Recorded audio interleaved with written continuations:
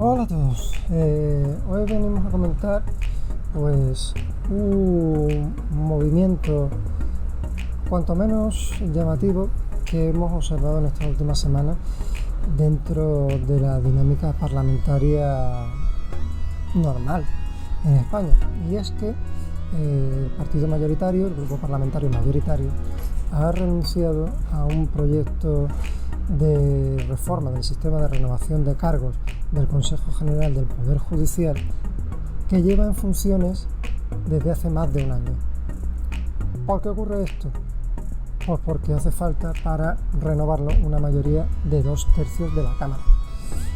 Pero como la mayoría que tiene ese partido es más bien exigua, pues necesitaría el apoyo del principal partido de la oposición, en este caso el PP, y como no son capaces de ponerse de acuerdo, pues se da una situación de bloqueo institucional.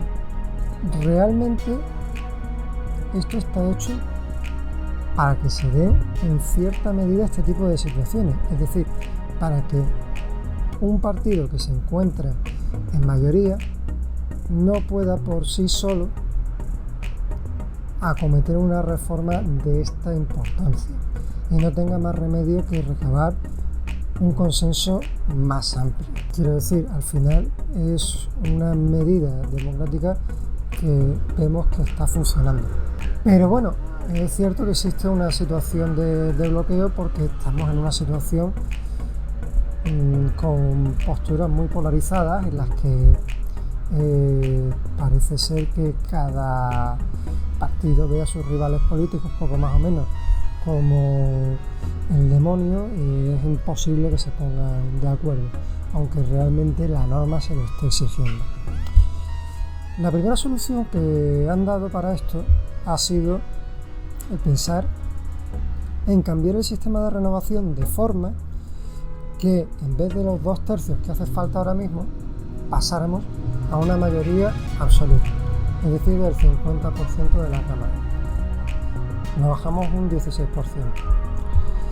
Que no parece mucho, pero claro, esa mayoría asegura que el partido gobernante pueda tomar por sí solo o con sus socios de gobierno este tipo de decisiones sin necesitar el apoyo de nadie más. Y sin embargo hay una serie de vicios en lo que acabo de decir. Lo primero, porque he hablado del partido gobernante, y realmente yo no debería de hablar así, porque en España no gobierna ningún partido, o no debería.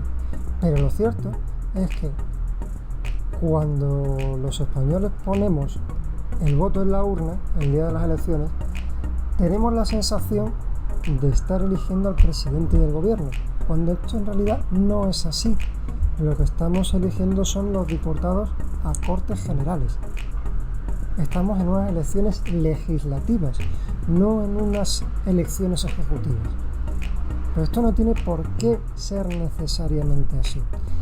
Hay sistemas en los que existen elecciones diferenciadas para el Ejecutivo y el Legislativo. Por ejemplo, en Francia, que tiene unas elecciones presidenciales, o en Estados Unidos, que tiene además lo que llamamos, o lo que ellos llaman, mejor dicho, un sistema de pesos y contrapesos, o checks and balances. El sistema está diseñado de tal manera que los tres poderes hasta cierto punto se limitan mutuamente y se evita que uno pueda tomar decisiones de gran calado sin el consentimiento de los demás. Y en ese tipo de sistemas puede darse perfectamente que haya, por ejemplo, un gobierno de un signo y una mayoría parlamentaria del signo contrario. Incluso es posible renovar las cámaras o los órganos de gobierno por partes. Puede ser incluso posible en determinados órganos hacer cargos vitalicios con idea, digamos, de asegurar su independencia. Es decir, existen múltiples posibilidades, que la que tenemos en España es una, pero no es la única que existe. ¿Qué es lo que hace falta para poder tener cosas así? Pues realmente lo que hace falta son más elecciones. Y puede decirse que esto plantea una serie de problemas. Primero, que pueden llegar a alegarse es el coste de hacer unas elecciones ejecutivas y otras legislativas. ¿Pero cuánto cuestan unas elecciones? Pues quizás unos 5 millones de euros. ¿Esto es mucho o es poco?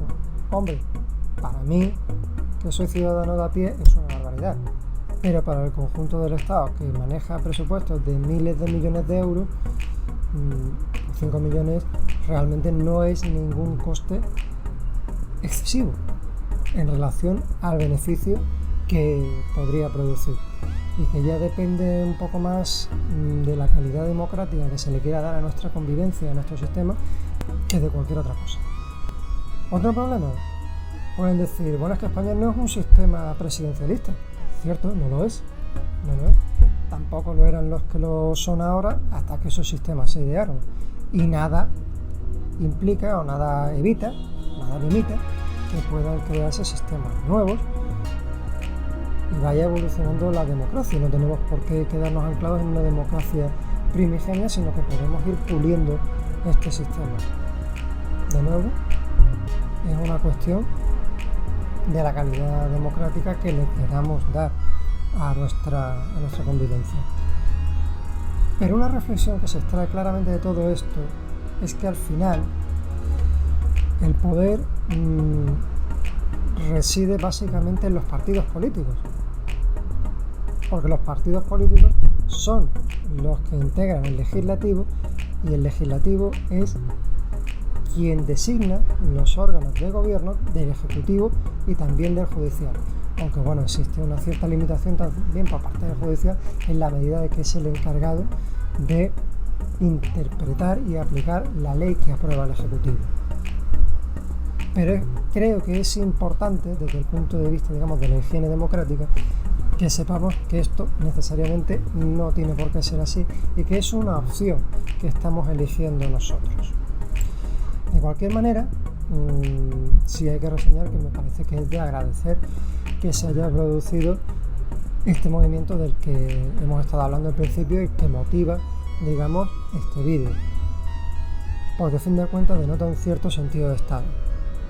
Pero claro, se da la circunstancia de que las grandes decisiones que implican darle más poder a los partidos políticos luego son muy difíciles de revertir.